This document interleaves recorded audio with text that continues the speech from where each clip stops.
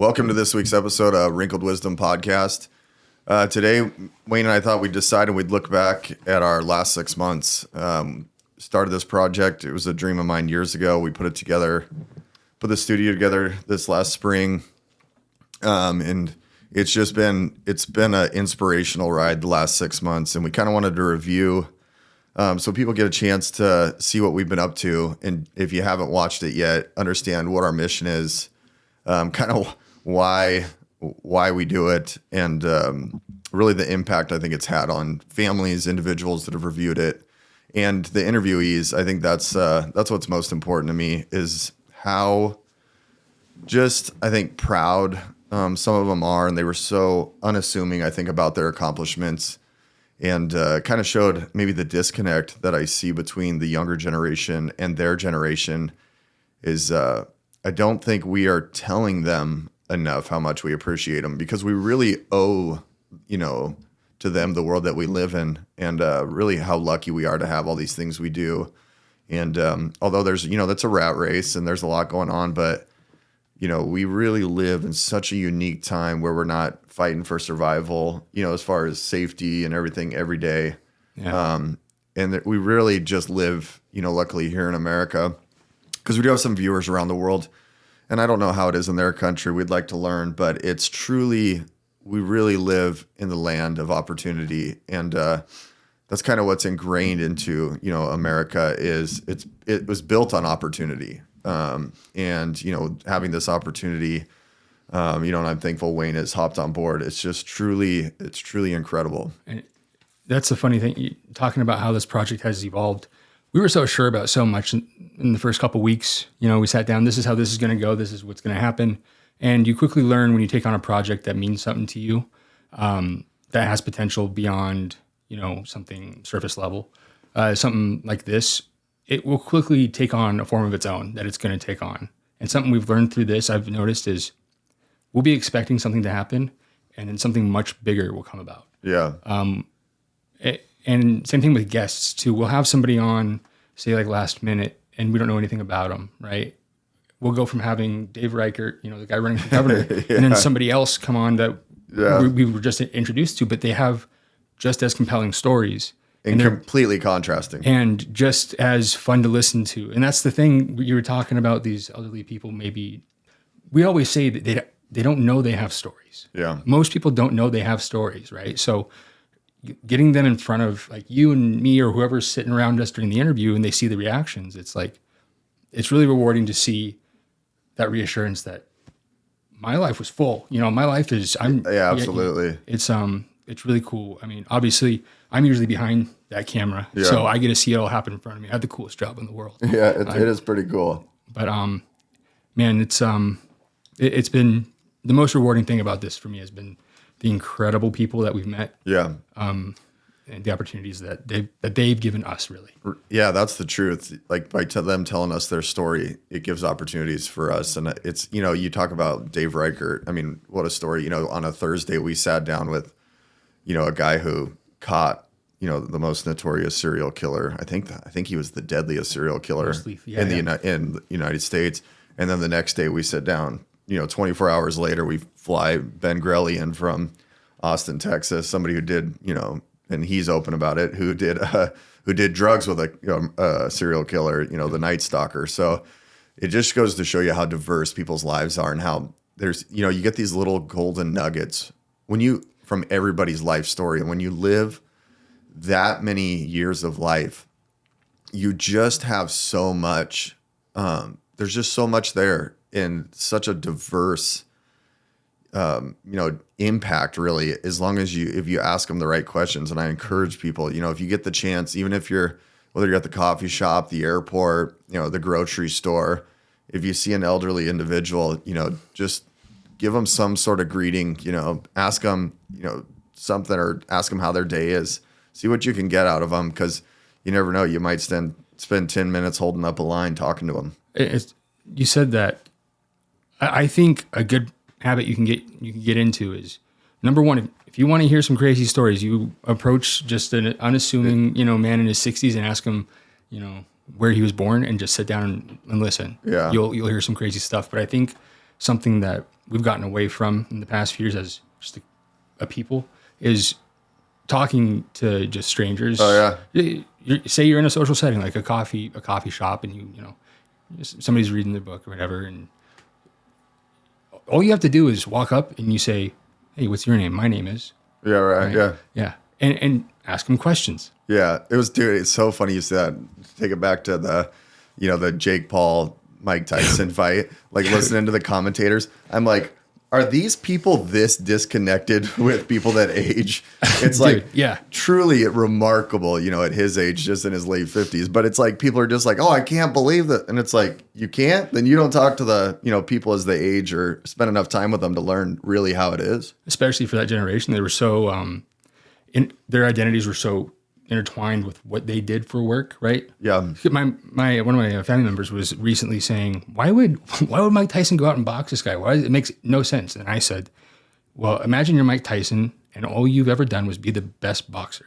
Yeah. And then you stop boxing. Yeah. 20 years later, somebody says, do you want to box? Yeah. Yeah. What do you think Mike Tyson's going to say? Yeah. That generation, and Mike Tyson's just in a league of his own. Yeah, and he's not that old, but it's all in perspective of what you're trying to accomplish. We say, for those who don't maybe quite understand what we're doing here, like I'll tell you just why we do this or exactly what it is. But the Wrinkled Wisdom podcast, it's Wayne and I consistently call it hacking the system. Is most you look back on history, and the tribes, we look back at tribes and how they protected their elders, right? And they did that for generational wisdom.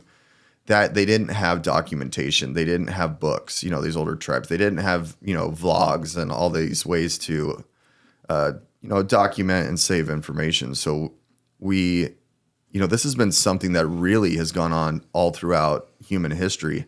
And we get to do it, in the year 2024, just on an extremely technological level, and we can get it to you, instant. And you can pull it up wherever. And that's really what we're trying to do here is we're trying to gain the tribal knowledge really of humanity and the human experience and learn from it, so we can take that wisdom and use it in our everyday lives to be the best we can be. Whether it's in our field of work, being a parent, a friend. Business, just a person. It could be, just as a person, finances, friendships, you get all of that through these episodes. And so what we wanted to do today is we thought we'd sit down. It's been 6 months of filming. Lots changed. Yeah. And just, we wanted this time of reflection. I kind of wanted to talk about, the comments and the what we get. It's very humbling. It makes you feel very proud and it almost feels selfish at times because it feels so good, but you realize that's doing stuff for other people really does make you feel good, and there's something to that, especially when we document people's stories and lives like this. You're giving them a priceless gift to the family and the friends and the people that cherish this, and even to them. Imagine getting towards the end of your years and how hard that can be for some people mentally. And, although a lot of us don't know when our last day is, but when they do this and sit down, they realize they get to live on through, the Wrinkled Wisdom podcast. And we've gotten that input from multiple interviewees, and it's emotional to hear it. And it's incredible. So and like I said earlier, I do think I have the best job in the world because I get to sit back there and listen to those stories, right? But something I've realized is how prepared these people come in with their stories, right? They come in and say, I want to say this. I need to say this. Yeah. Hold on, I need to say this, right? Yeah. And you'll listen to all these things that they know are going to come in handy for their families to hear later on. Yeah. Or maybe just that they want it on the record, Yeah. And until we started doing it, I didn't realize kind of how that would affect me. But it made me start thinking more about what am I leaving? Right. Like I'm young, right? But nothing means nothing. Right. Whatever you do in this life, it leaves something behind. Yeah. The longer you start your legacy, the larger it can be, Exactly. And listening to these people talk about the things that they did and how they treated people, what they learned, mistakes they made, it made me start thinking, I say, like, what am I, when I'm sitting in that chair, my buddy David's interviewing me for my interview and I'm leaving behind, like, what do I want to say? Right? Yeah. And I don't know. This has really just shown me how big the world is for those who live in it. Yeah, I think we've only been doing it for 6 months. You know, we've traveled to people's houses. We've done an interview up in the middle of the woods. You know, we've tried to make it so where we can audible and be so versatile, and you know, our quality. You know, figuring out how we can get the highest quality product, but also being available as much as possible without sacrificing too much of our, you know, family lives and things like that. And we've been able to find a good balance of, you know, interviewees so far. Luckily, technology is where it is, where we can take a battery pack in our equipment and run up on the side of a hill, you know, last minute, not even knowing where we were going, and set up a really cool interview. So I'm hoping we get that one out. If not, we might just keep it private for the family, and you know, that's worth it to us. And it's I really can't wait. I can't wait to show you guys some of these shorts if you haven't seen them. We want to look at some of our most popular shorts and things like that, and kind of just talk about them. What they meant to us, what they meant to some of the viewers or the listeners, and so this one's not going to be as organized. Probably it's going to be a little bit more rough, but you know, that's kind of life in itself. So we'll start digging around here and see what we got here on our shorts. Yeah, there's a couple shorts. I don't know if you noticed. Well, you definitely noticed the ones that we really love. Those are the ones that get like just a few views, and I'm like, why? But then you'll read the comments on some of them, and for example, I'm sure we'll go over it. Those of you that have seen the Oliver Brewer interview, he tells his story about his involvement. Ooh, look at that! I got lucky and pulled it in from the computer. Go ahead. Sorry. No, that was just as impressive. But the comments with people somehow relating to these 1 in a million type situations that our interviewees find themselves in, like Oliver Brewer being at Operation Plum Bob being hit with a nuclear blast. Somebody it was in New Mexico, commented on the short and said, "Nobody believed my math teacher when he said this, but he told the exact same story. Everybody said he was crazy." Yeah. And he's was talking about how he was watching this video and thinking, "Oh my goodness, he was telling the truth." Isn't that wild how it vindicated and it confirmed something to him that they always wondered about? Because it is a crazy story. Isn't that wild? Yeah, that was great. That comment, you could see it's so weird to think about, you how know, interconnected we are. And what are at all. just the chance that guy saw it. Yeah. Like what put that in front of him with the 330 million people? That's what I'm saying. Yeah. It's like say one gets one view, but the one guy who needs to see it sees it. Well, that's not our shorts. That's an Oliver Brewer. Right. Let's go to ours here. There we go. We got a pretty big shorts catalog. I'm looking. Oh yeah, I love it. It's kind of hard to miss us. Yeah, let's see if we have one with Oliver talking about it. Yeah. Oh, yeah. Yeah, and we got some cool stuff coming up Ooh. in the plan with Oliver. Actually, A couple weeks. I think she doesn't mind if I plug her, but I think Ellie in Space. Check out her channel if you're into SpaceX and Tesla and see what she's up to. She's got some really cool stuff. We're big fans. Make sure and check that out. And she's supposed to be coming here in a couple weeks, and we're gonna have her sit down with Oliver and try and get his story shared and figure out what's going on there, because he's a good man. We've seen a lot of comments come in of people that knew him, most popular, emails from people. Yeah, I think really an incredible story. It really is. Yeah, I think he is the story that people most listen to and say, "What?" When the bomb went off, Yeah, here we the go. ground started shaking. I was told to put my hand over my eyes, and when you did, I could see the bone on my arm with my eyes closed. Yeah. That's how bright it was. And then when the bomb went off, it knocked me out, and it Just burned I'm in all my shock. sensors in my body. I have no pain sensors in my body at all. So I woke up they said about 20 minutes after the bomb. They hauled me out of the trench, and they told me. What's wild is, the story he told, he had an awl. If you don't know what an awl is, it's like an ice pick.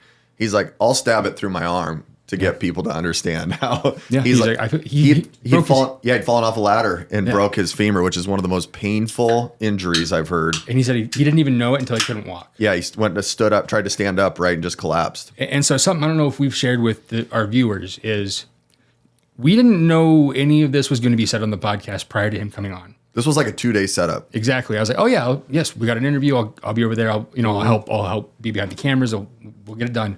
But as he's saying this, you can catch David's looking over behind the camera. It's because me and David are trying to just dumbfounded. Yeah, we're trying to keep our composure. Like, what is going on? And I'm behind the camera with my mouth wide open because we thought we were speaking with a nuclear engineer, somebody worked with at Hanford, and then he drops one of the most insane stories I've ever heard. Yeah, Andy worked on the NRX-A1. That's a really cool episode to check out, which is a nuclear-powered rocket engine. I think they're looking at getting to those again, especially with nuclear coming back around. With the power demand on the grid right now, we're looking. I think it's public information. Amazon, Web Services has just set up a deal with Energy Northwest here in the Tri-Cities, Washington, to purchase 4 modular nuclear reactors. Oh, geez. I didn't know Yeah, that. and I think either Microsoft or Google, somebody also I think is looking to get 3 Mile Island running again. And look it up. The nuclear's come back around, and that would be huge AI? for data centers and machine learning and all kinds of stuff. But it's going to have a butterfly effect on I think hopefully it should on the economy. Consumer electric stuff. Yeah, maybe. it's just gonna everything takes energy, right, in the world, and if we can decrease the cost of that, it can really help our economy boom and help people become more financially. It's cleaner energy too, right? Yeah, it's clean. Yeah, and that's nowadays what I with heard. technology, you got to think we live in the area where they built the first nuclear reactor. It's called Reactor B. Look it up, and we'll talk to. We have a nuclear operator from he ran Reactor N, the Carlos, and we'll get to that one later. An amazing man. Yeah, amazing guy. So, if you get a chance, check out Oliver's episode. We got some trailers there, and there's some really good information on. I gotta think who it is. Oh, what's his name? Oh, The fat electrician.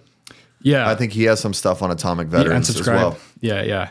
Yeah, off the Unsubscribe podcast. Yeah. The thing that I found funny about Oliver before we move on is, he went and worked on the nuclear engine, and then so that's 2 nuclear jobs in a row, and then he goes for a third and starts working at Hanford. Yeah, I worked at Hanford. Yeah. Yeah, everything he did, it was even after Yeah. having that insane experience, he stayed with the industry. Yeah, it's incredible to think just how unique that is, like how very how unique. life plays out. And he's 90 years old, and look at his health right there. I He always said think he's since 60. he doesn't feel pain, he can get up and do whatever every day. He doesn't feel it, so it keeps him young. Yeah, you never know by talking to him. You never know. We'll make sure and put we'll refer to these videos, or you can just go over to our video section on our page and make sure and subscribe, comment any questions you have to Oliver. We'll try and review them because Ellie in space should be here in a couple weeks to interview him here in our studio. She'll be all the way up from Austin, Texas. So we're excited about that. Excited to visit with her. Yeah, she's been great. Chatted with her and her boyfriend on the phone, and they're great, and they do a lot for people. And I think he's involved with veterans and They got some good people stuff. in Austin. They got some good people out there. Oh yeah, we got a couple people from Austin, so we'll make sure and get to Ben Grelly here after a bit. Let's scroll down here. Which one's this one? Something to parents my age who have children. What is one of the most important lessons that you think ambitious? I tell all kids, learn to listen, because the stories that my mom and dad could have told me if I'd have listened, but too busy doing your thing. Yeah. Burn the bra and let's go dancing and all this. She's no so funny. time for anything. She's the best, man. Only boys. Yeah. I just wished I'd have listened to my mum and dad more. Something I noticed about her episode, as somebody who watches and edits, over the episode 5 times, I see the episode a few times before it comes out. Yeah. I went through and got some shorts out of it again. Yeah. And she talks so in such Yeah. a cheerful tone that I just totally missed the parts where she's talking about her home being bombed, like stuff like that. Yeah. Like she's telling these incredible stories of German bombers coming in, and I'm just Yeah. Yeah. Imagine growing up in World War II, like as a child. I can't. And she just thought that's what it was. That Flo was our first. We got to get Flo back in here. Incredible first for our first interview. That was amazing. Yeah, and Flo came over here to the United States when she was 45. She brought her kids over, and December, she will then have lived in the United States longer than England.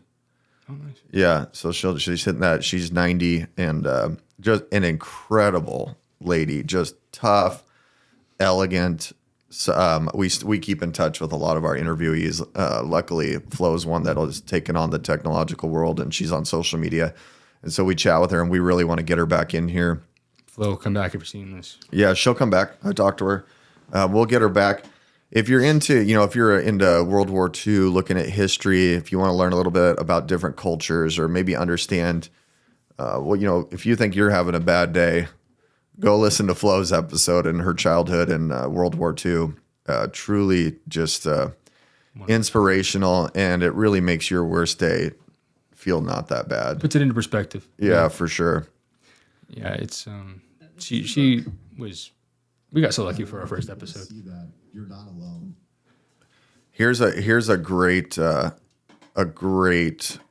Marjorie. short with Marjorie. This lady was just, man, I call her the Jill of all trades. She did so many things, and it was really neat to hear how supportive her family was to her.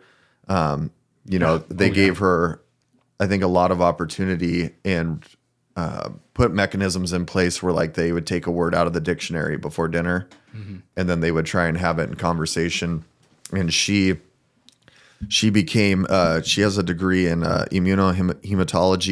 She worked for the FBI. She worked at zoos. What's cool about her too is she has, obviously a lot of these people can't tell us their whole life story in a couple hours, but she did so many things. She was a tour guide. Yeah. Tour guide in Washington, D.C. If you want to learn anything about we need to get her on again too. We got to get a lot of these people back on, because when you live that long, you just can't do it in 2 hours.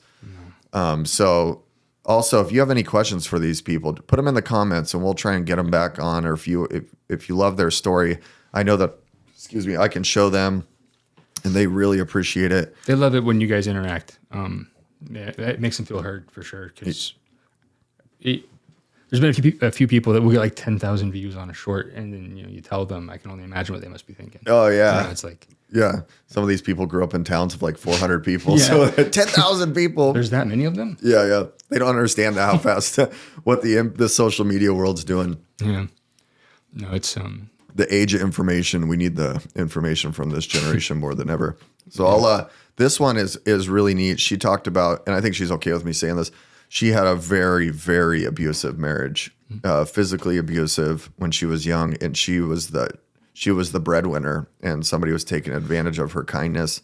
And this talks about her mental health struggles, and I was really happy that she told this, because part of our, one of the things I thought would occur with this is with the mental health epidemic that's going on, and we think that it was new to this generation, but I think it's always been going on. We just live in the age where it's exposed more.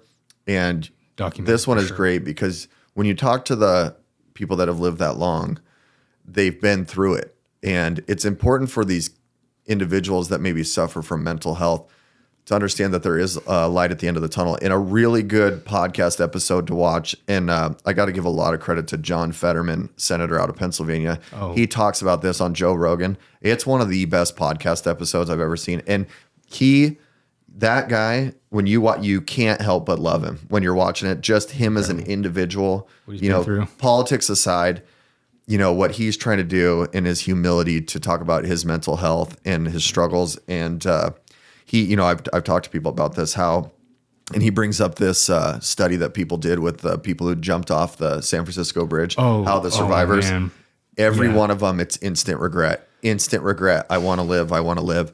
So this short kind of, tells a story similar, but let's check this out real quick. I wanted people to see that you're not alone. There is light at the end of the tunnel. Although time is so hard, it really is a beautiful thing because you get more opportunities with time as long as you're making the right choices. And sometimes you make a choice that is not the best choice at the time, but you can change it. And choice, you have a change. You can have a change. There's an old poem, and I can't even remember the guy that wrote it, but it says the path not taken or the road not taken. You don't have to keep going down a certain road. You can change it. You can turn around and go back and start over. I think that sometimes kids get embroiled and think that they have no way out, but that's why they make a turnaround, and that's why they make a reverse on a car. I love that. Yeah. It kind of ties the two generations together, you know, where it's the same feeling, but coming from a different place. And we've talked about on here before how lucky we are to live in a generation or a time where it's accepted that it does exist and we can't talk about it. Oh yeah. Because you'll notice that sometimes there will be a denial that, you know, that stuff even really exists. Because that generation has been told it does not. And what you're feeling is not a real thing. Yeah. I can only imagine what that must feel like to know what you're feeling is a real thing because you're feeling it. Yeah. Oh yeah. This one, here's another one that ties into that too. I just love this. When I was much, much younger, I was going through a very, very difficult time. I was in my 20s, and I was ready to give up. Dolly, my friend, came up to see me. She was in the Air Force, and she had been stationed now in the D.C. area. And she looked at me and she said something that changed my life. Marjorie, you're worth more than this. And from that point on, I said, okay, I changed my life. And I've never forgotten those words. You're worth more than this. When there's problems or trouble, it will end. And you get through them because you are worth more than the trouble that you're going through. It's so true. Yeah, isn't that great? Yeah, and it's you gotta get those words, and you gotta have the humility to listen and take advice from people, because I mean, you gotta watch this episode with Marjorie. She did so much after this, so much with, I mean, incredible stuff. And the pictures in the episode will show it. She worked with all these incredible animals. Took up an entire. You know what's crazy? page. She had a monkey as a child, a pet monkey. She didn't talk about that. I was Only so she- bummed. Yeah, we only have she pictures of would it. have a pet monkey as a Yeah, it child. was cool. She had this little monkey. I can't remember his name, but we gotta do second rounds with some of these people. The more I go through here, I think people like Marjorie, she truly is one of a kind. She's done so much. I think the more you do and the more you expose yourself to, like she has in life, I think the more understanding you have of your own self and, you know, how you conduct yourself and how you feel. Not only that, but also the way people are just of around the outside you. world. Yeah, You understand the world and people and the things in it a lot better when you do just a ton of things like she has. Yeah, it gives you a little more grace, I think. A lot of people aren't. Yeah, for sure. Next, we got Grammy. Grammy is one of the best people. She, you know, it's crazy. Right, not long after we interviewed her, she had a brain bleed. Yeah, that was She scary. either fell and then had the brain bleed, or something. But it was rough. We were really worried about her. Then. Yeah. So, and you know, her family reached out to me right away, and we called her. She was back home in no time, just ripping around, and she was so thankful. It was just, she just has that perspective, and this speaks on that. How when you know, the title of this is When You Have Nothing, You Appreciate Everything. Especially when you get to be, you know, in your mid 90s and you go through those things. And I think it was, gosh, did she have, I don't know if it was Life Alert or one of those other things, but it saved her life. So that's another thing to think about when you're doing this. But it alerted people that she needed help. But we'll listen to this one, and it's just this mindset you have to have this good outlook on life. But I think that being poor like that, it didn't hurt us at all. It brought us together as a family. One thing we learned was to be thankful for what we had, which was nothing. It was nothing, but to be thankful for it. I think that made our family, because I'm telling you, we didn't have nothing. There was just our family. You actually didn't know when you went to bed that night if you were going to be there the next morning. You were really close to your brothers and your sisters. And I Man, think I love that's this. one thing. Sitting down and watching these. We don't do it enough. Caring about one another and forgetting ourselves. You know, there wasn't anybody that was any poorer than we were. Have you ever thought about going someplace and having kids laugh at you the way you were dressed? I had to go to school and went through it day after day. When you got something, boy, you really appreciate it. You know what? Oh, she's great, man. I would encourage people to watch that back through, but listen to her tone. And you can tell that she's not asking you to feel sorry for her. No, No, she's telling a story just because that happened. Yeah. That was a part of it. and I think she's giving you advice. You know, she's giving advice to people, just like, you know, just appreciate things. You know, Yeah. Don't feel sorry for me. This is yeah. a Don't lesson feel that sorry you'll for me. learn. Life's good. I loved it. You know, like yeah. I wouldn't be me without it. I love that. She's not a victim. That's one thing you see with the older generation is they just weren't victims. You know, I mean, I'm sure there was some out there, you know, I don't like to say anything in absolutes, but you know, the majority of them, they just didn't have this victim mentality. Yeah. Let's see. That's not us. I think that comes You with. don't have to answer this if you don't want to, but you had a little bit of a scare. Everybody's story deserves we're- Let's see. There's Back to Wayne. ourselves. Wayne's not old enough for Wrinkled Wisdom. I'm working on it. None of us are the same. You might. Let's see here. Oh yeah, good old Sheriff Bob. Which one's this one? Let's. They're all good. state law. So Sheriff Bob, this guy, he's a life dedicated to, you know, public service. We'll find some other ones of his shorts because he. Oh yeah, let's go to Dolly real quick since we were just not Marjorie was talking about it. This is think- Marjorie's friend Dolly. People need to go watch this episode. I think maybe some people have missed it. With Dolly? Yeah, I think. Oh, yeah. Yeah. If you haven't seen this episode, because it was early on when we started. Yeah. Go back and watch it. She is an amazing woman. Oh, she's incredible, and look how vibrant she is. And you know, Sometimes the magnitude of her story kind of will sneak past you because she doesn't tell it like it's a big thing. Just because to her it's not, because she did so much of it. Her stories are incredible. yeah, They are. I love when she talks about Operation Homecoming That's my after the favorite part Vietnam of it. War, and that's something, you know, we've seen through interviewing different people from that generation talking about the Vietnam War. We've had Vietnam vet on here, and how they were treated after. You know, a lot of these people were drafted, and you know, not to make it political, but just to talk about this. And I've had these conversations with these people as people, you know, this my body, my choice thing, you know, which I understand. And I think, you know, people should have, you know, freedom. America's built on freedom. You know, people are going to make choices. That's just the way it works. You don't know, you're not going to agree with them, you know, all the time, but that doesn't mean you have to be, you know, disrespectful or treat them any differently. Because, you know, I believe, you know, most people, 99% of them is good. It's just the way we're wired. And so you got to find the good in everybody. Very well said. Very well said. With men in this generation, you want to talk about my body, my choice. And I learned this lesson from my grandpa, which I talk about multiple times in the podcast, is they were drafted. These people were drafted, and a lot of them were killed, had catastrophic injuries, or the ones that survived, they came home from the Vietnam War and they were treated horrible. And she talks about the patriotism and the effort that was put into, you know, Project Homecoming. And this episode is just great, especially if you're interested in the military, women in the military, their, you know, roles that they have. They're very often understated in history. Oh yeah. Yeah, especially this time. Yep. They did a lot. I mean, just listen to her episode. The support role and just everything they do, and even the leadership roles that they can play is just different. It's incredible. They held that thing together, man. It was crazy. But with this one, we'll go a little bit more positive. I like this one because this is more of an inspirational, fun thing that talks about people and how society's kind of got us to focus on retirement and this and that. It's like, Get a bunch of you're loans. so much less capable when you're in your retirement age. Yeah, hey, you're 18. You should get a $200,000 loan for school. Yeah, No. yeah. Let's see what advice she has here for the younger My generation. idea is you should do your traveling when you're young, when you can enjoy it, and and you're physically capable of doing that. Too many people wait till they're retired to travel. If somebody finds out you're retired, are you traveling?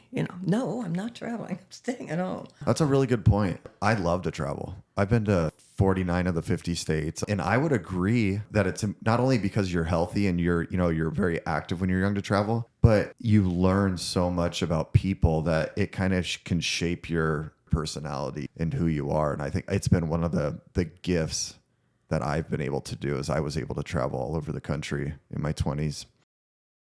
That's great. It's such a good point. Great too. advice, man. You got to do it. Yeah, go surround yourself with people who are not from where you're from and are not like you. Yeah.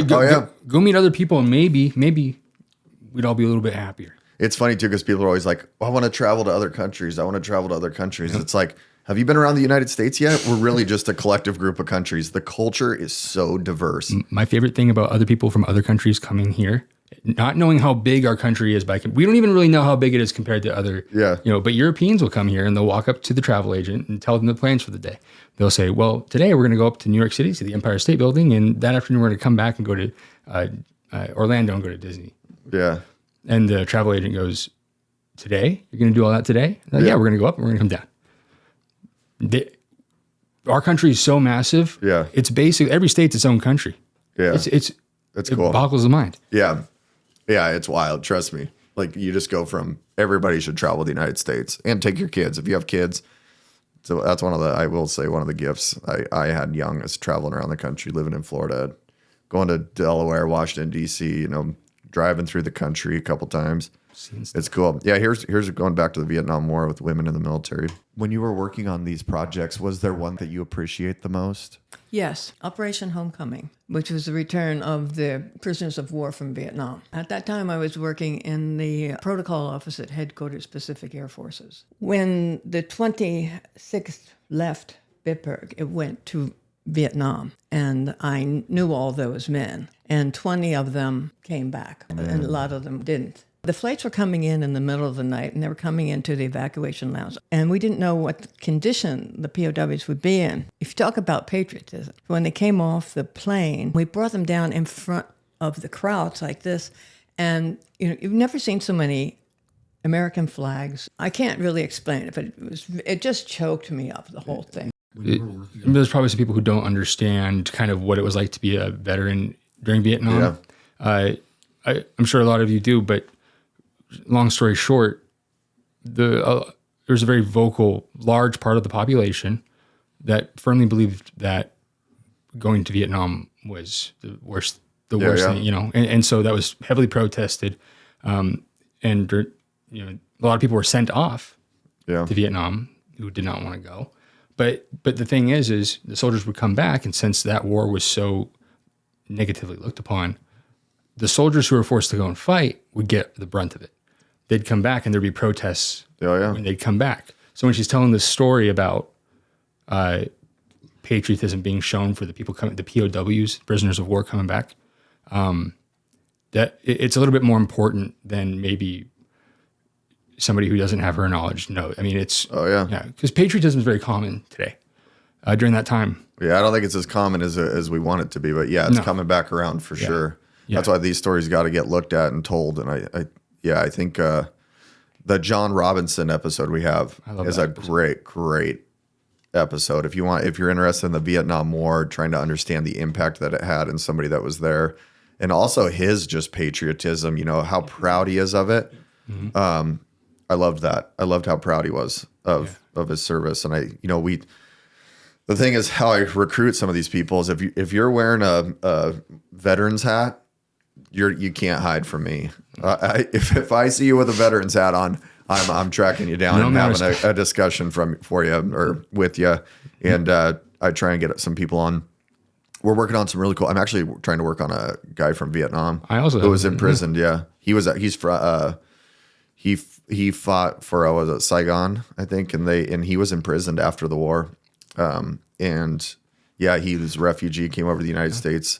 So I'm going to work on him and try and get him on here to talk about communism and things like that. Because we didn't talk about that war enough. It was kind of, after it was done, it wasn't documented and talked about as at length as. Yeah. When we need to get these guys, especially with the VFW, they've done a really good job of supporting veterans compared to the, VA and stuff like that. So we have a few people that we're going to try and get connected with and discuss that. If you know of any ways to support those veterans, please message us. Or leave it in the comments for everybody to see as well. Actually, too. If you need to get a hold of us, go to our website, www.wrinkledwisdom.org. We got to make sure and put that link in the description of this video, so you can message us if you know of ways we can help people, or if they need access to something that they're helping them out. Or if you have somebody that should be interviewed, there's a place for you to do that as well. Absolutely. I really loved this one with Flo. We talk about how everybody has a gift, and it's sometimes I think we look past that. We get caught up in the grind, but It's also scary to admit to yourself that you have that potential, because if you know you do and you don't act on it, yeah, it's easier to say, I just don't have it. right. Yeah. Yeah, it's very rewarding when you act upon the gift you're given, or once you figure it out. It's cool to figure it out. Once you unwrap that present, You don't get it figure right out what away. I got. Yeah, You don't get it right away. You got to earn it a little bit. Yeah. I always tell like younger kids when they try to, they have discussions with me. I'm like, just wait till your young 30s. You're gonna figure out who you are. You've done your experiment, for let's say 12, 15 years, and there's gonna be a time where you're like, man, this is who I am. Yeah. And it's really cool, and I think this is really neat. When Flo talks about her gift, she has many gifts. This is just one of them. She's incredibly gifted. Every one of us gets a gift. And I think mine is being able to talk to people, and it doesn't bother me. I have the same gift as you, I think. It's a beautiful gift, and I tell people that I believe the best word is hello, no matter what language you say it in. Well, you get more from it than they do. The rewards are amazing. What does it cost you to smile at somebody? It costs you nothing, but it gives you Nothing. everything. And the thing is, they smile back. Yeah, they carry. Oh, I love her voice. Contagious. And I think mine is being able Just a beautiful voice. If you So take, elegant. If you take anything from this episode, what does it cost you to smile at somebody? Yeah. Might be the one. Yeah, isn't that great? Yeah. She's great, man. She knows people so well. She really does. Here we go. I knew I wanted to get a Sheriff Bob one in here. Like, how could you not? Right. Bob. Here he is. We'll try and get into law enforcement here. Have you ever had a moment where people have thanked you when you've gotten them in trouble? I had a guy in Clark County there. I was patrol at the time, and it was raining like heck, and he had a tail light out. So I pulled him over, and as he's getting out, I see him throw something on the ground, a matchbox, and it was dry. Open it up, and here's several bundles of heroin. So anyway, I bust him for the heroin, and he said he needed help. When they're caught, that's when they need the help. We ended up doing a search warrant on his place with his cooperation, and we seized some more heroin and marijuana, and there's some other stuff there. And he ended up going to prison. Let's fast forward about 6 years after that. I get a knock on my door, so I open the door, and the guy looked familiar. He says, "Bob, do you remember that you arrested me for heroin?" I said, "Yeah, I remember that." He says, "I want to thank you." So I did remember that, and that's happened on several occasions. Have you ever had a moment? I love reading the comments on Sheriff Bob's shorts, Oh, yeah. because there's people agreeing with him, disagreeing with him, but it's funny because if you really think about it, these people are both coming from the same place, Yeah, yeah. right? And it's I don't know, it's weird to have that top-down perspective now. Oh, yeah. Was there one He, the most? I think he, we got to get that number up. Yeah, please. Actually, I'm pretty proud of that number. We actually, if you guys haven't started a YouTube channel at zero, I'd highly encourage you to try. It's very rewarding. You learn a lot about yourself and the project. This is truly an exercise in how crafty can we be? Yeah, Right. yeah. It's good too, because we're not playing when you're doing something like this, it's so genuine. You're not playing the algorithms and the gotcha, the hooks, and whatever they teach you. Because then it's a disservice to the people that we have Yeah. on. And plus, I've been forgetting to look at the numbers now because that's way less important Right. than even these guys. It's Just it's a neat passion project. I was trying to scroll through some ones here. Got some other ones with Sheriff Bob. Let's talk about Dave Reichert here. speaking of law enforcement. Since we're in law enforcement, let's talk about Dave Reichert. If you guys don't know who Dave Reichert is, if you're across the country, around the world, you gotta watch what is it, Catching Killers on Netflix. The Green River Killer episode, he's on there, and you can learn a lot about him. Of course, we have our episode. Unfortunately, he didn't get elected governor for Washington State, but we were really fortunate to sit down with him. An amazing guy. He's a one-of-a-kind individual. I mean, everybody's really one-of-a-kind, but I would encourage you, if you are, say, the most left-leaning Democrat in the world, I would encourage you especially to listen to that episode, yeah. because you will find that everybody agrees with this man. He's not gung ho about his party affiliation. He's strictly for the people. Yeah, it's really It's admirable because that cannot be easy in that level of government to be that way. oh yeah. Just to give you the scope of the case, we had over 40,000 tip sheets, and we had Here he is collected talking over about the Green River 10,000 Killer. items of evidence. Now, we didn't have computers. We used a Rolodex file, and we would list suspects and priority ABC. We'd list license plate numbers, whatever. So we had several of those, and you'd just go through the 3x5 cards looking for the info. Think about this. The guy, he still looks pretty young.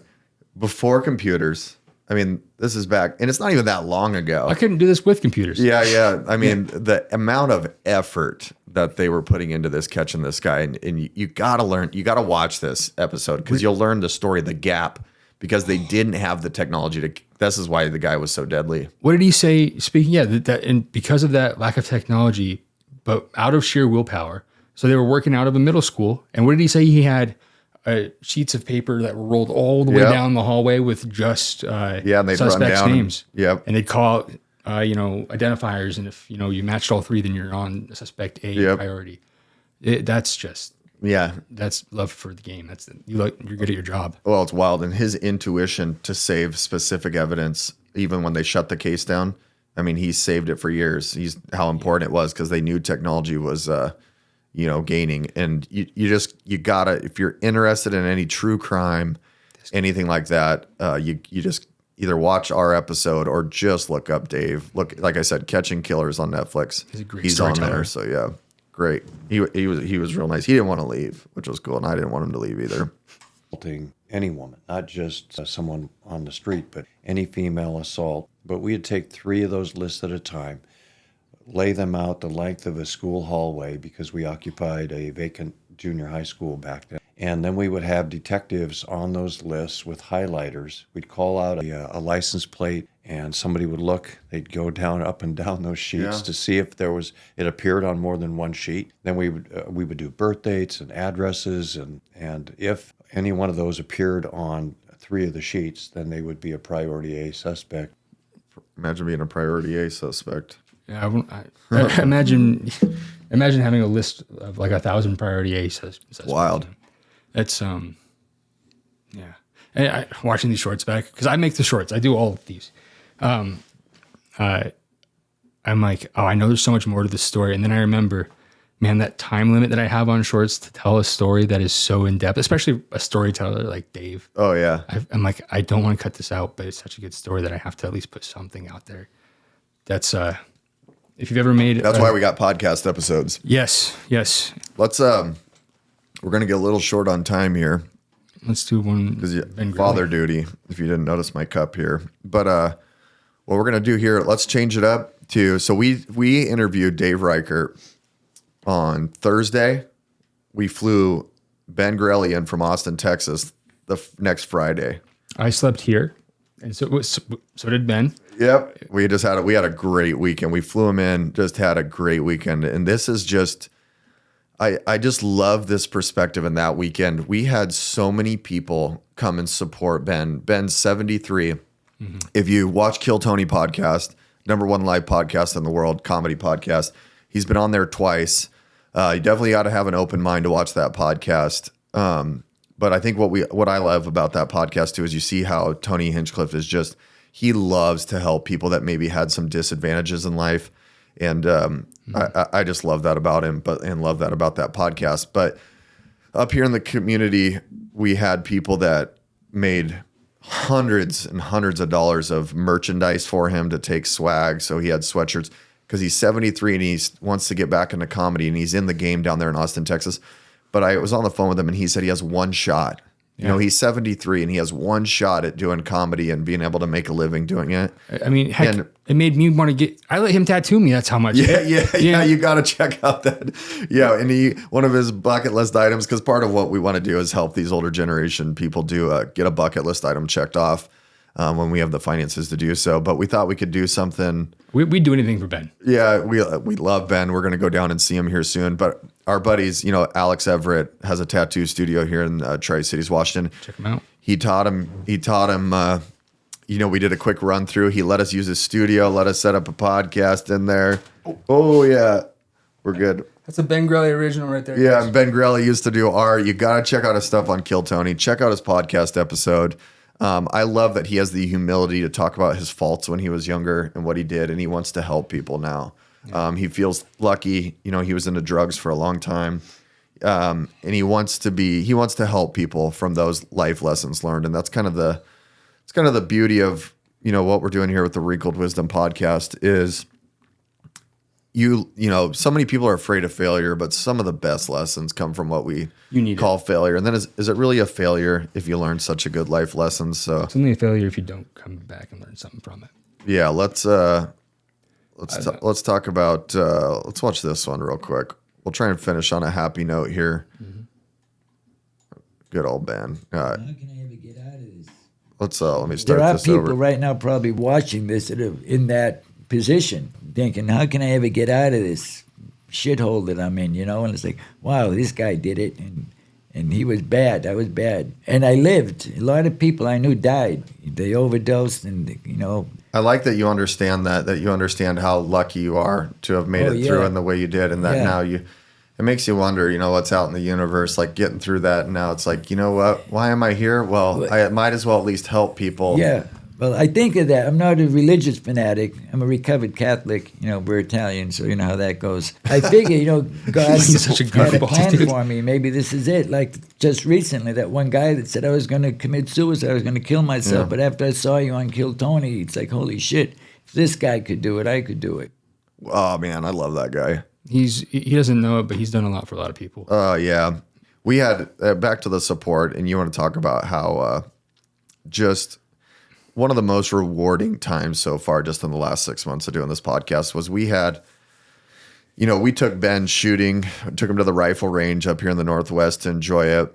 We had him in the house, he stayed here with us. There were so many great moments of just breakfast and visiting. Yeah. He felt like he was part of the family.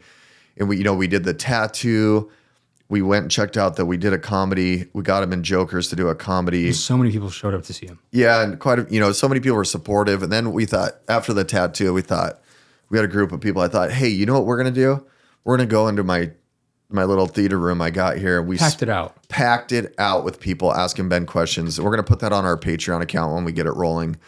And we just sat there, and Ben felt so loved. But what I loved just as much as that is how, we were people from 25 to 45 in the room, and just how engaged everybody was, and just how they just loved sitting there and talking to him and asking him questions. And it really, I could see how appreciative he felt, but realizing that, I do have something to give from all these, life lessons. And it was just, what a great guy. Imagine how hard I'm very hard on myself about simple things. Yeah. If I had gone through because you know how people are with drug addiction who are not addicted to drugs, they can be very harsh in their words towards people who are. Yeah. Somebody in Ben's position, getting to the point where he's able to admit to himself that he is worth all of that and more. At least for me, would be a very hard point to come to, and I'm so happy he knows. Yeah, if you know somebody, or you yourself struggles with addiction or anything like that, this episode's great. And if you want to send Ben a message, we can connect you. I know he would be happy. He would be more than happy. He wouldn't sleep that night. Yeah, to talk to you about how he did it, because I know he went through rehab a few different times, and really what it finally took. And excuse me. If just reach out to us, like I said, go to our webpage, comment in here, and we can get you connected, and Ben can give you some advice. Yeah, he's he would be upset if you did not. Yeah, isn't that the truth? It's part of who he is. It's very important to him that he is an asset to you. I gotta do one more before we get out of here. Let's do it. So this Fred Miller, one of my favorite people of all times. This guy. So we're gonna go with we're on the beast. We're on the comedy. We're on the comedy portion of this podcast with old Ben, but we're gonna go right into Fred, who's who's not a comedian, but his personality is not by choice. He he's so funny. He's the funniest guy. So I love the humility here. And his voice was gone, remember? Oh yeah.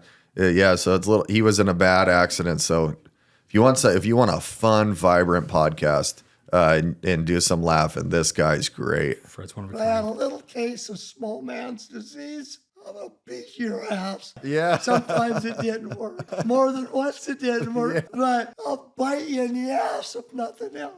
But I swear to God, it got me in more trouble. I remember my wife hit me. The goddamn Fred, shut up! Don't you say anything. Yeah. There needs to be a few more ass whoopings going on. I swear, my advice to any young person: just don't do that. It ain't like it was. Now you'll get shot. That would have never, ever happened. You might have sat down, had a beer afterwards with the guy that just kicked the shit out of you. Do you know how hard it was for me to not make any noise behind the camera and mess up everything while he's telling the funniest story? Oh, dude, he's so funny. Dude, I loved Fred. He was so nice to most of the. We did this in his house, yeah. I don't know these guests most of the time. David often has made contact, and I just kind of walk in. All of them are great, but Fred especially. I walked in, and he's like, I felt like I lived there now. He's a great guy. He's amazing. He's the best. Yeah. Crazy stories too. Yeah, if you're into just a little bit of outdoors, if you're logging, like I think we named this one like laugh, logging, and life or something, or love. Yeah. He talks about how much he appreciates his wife and his family, and he went through he had a type of arthritis that kind of made him hunchbacked, and if you gotta watch this, he talks about fighting through pain for so long. He went through a just horrible surgery that he gets very emotional about. And just, another one where there's a lot of fun in this one. There's talk about some challenges that most of us don't face or appreciate, the people that do, or I guess understand. Mm-hmm. Incredible episode with Fred Miller. If you liked the Carlos episode, you're going to like this one. It's, I would say. Yeah, absolutely. The lessons in them overlap quite a bit. Yeah. Well, with that, I think that's probably enough content for people to check out. We'll try and do this again every few months, just for people to go back, kind of do a rerun of what we've done, and how appreciative we are to our interviewees and all the people that view this or listen to it. I know we get some people. I have people messaging me in the back of this, talking about how much they appreciate it, how inspired they are by the how tough these individuals are, how compassionate they are, how sweet, humble. It's great. So rewarding. And I'm just so thankful that we get the opportunity to sit down with the older generation to get some wrinkled wisdom. The show has fundamentally changed me as a human being. Yeah. I get to know these people. And I wish everybody who was watching could have the interactions that I get to have, or I get to shake their hand and speak to them after and before and hear from them like weeks down the road. I'm different now than when I started because of the amazing people on the show. And if you haven't watched, if you've seen maybe a couple clips here and there, I would encourage you to start listening to the stories. And I wouldn't tell you to do that if I didn't think it was very worth it. Oh, yeah. Yeah, I have people, that message me and they'll use lessons out of this for their kids. I mean, I wish somebody would have done that for me. Yeah, exactly. Generational impact. But yeah, if you haven't yet, please subscribe to the Wrinkled Wisdom podcast. Make sure and click that bell so you get notified when we drop episodes every Monday. We drop shorts every day if we can. We try to. And it's, I think that with the support of you guys and what we're doing, we're looking at doing live events. We're going to try and do some events where we can get a group of people into a room and have our audience bring questions in live. And so you can start to interact with these individuals, because I know life's busy and some of us don't have grandparents anymore, or aunts and uncles are gone, or we don't get the ability to sit down and really feel truly how rewarding it is. And just there's the beauty in it, in the conversation with this generation, that I think even if you don't know it yet, you'll appreciate it. It's one of those things that's just kind of ingrained in us, where you're like, you can't really describe it. Yeah, you can't describe it. It's one of those things that's so unexpected. Yeah, they can say whatever and mean something totally different, and you'll still understand what they're trying to say. There's a lot of emotion and tension behind their words, even if they, They're not trying to sell you anything. No, they're trying to give you information. They're trying to. Yeah. They're looking out for you, and they care a lot. Yeah, because a lot of these people have raised families. Some of them haven't had and kids. other people's families, And other people's, yeah, that's the truth. A lot of these people have raised a lot of different kids or had a huge impact on society. And it's, we'd like to get you guys engaged in it so you can be a part of our project. It's growing fast. We got some things I don't want to jinx, but with your support, with engaging with us, it helps us get to where we can fund some cool projects. And sky's the limit with this.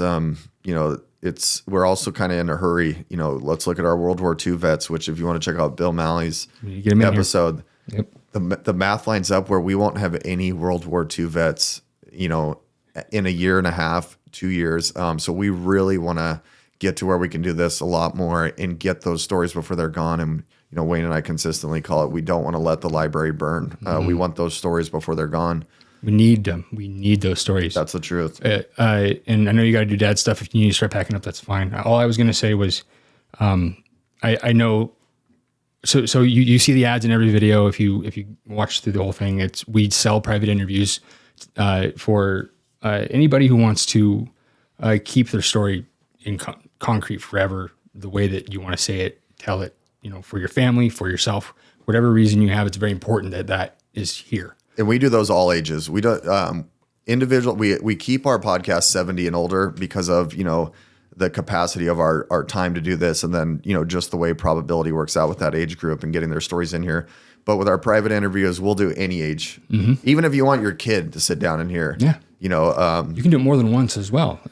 We'll put our, like I said, we'll have our webpage. You can contact us through that, and let us any information that you can give us to help us out. What can make this better for you? What you'd like to see from us?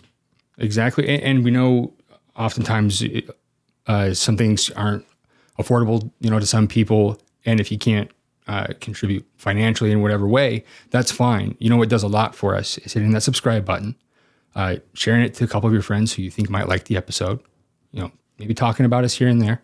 If you enjoy it, if you genuinely enjoy it, tell your friends about it. Let them know you like it. We appreciate that much more than we read every single comment. Yeah. And when people walk up to David or mention it when I'm around, that they enjoy the stuff that we make, it means so much to both of us. So yeah, like David said, please consider subscribing if you enjoy this. There's a lot more coming. Yeah.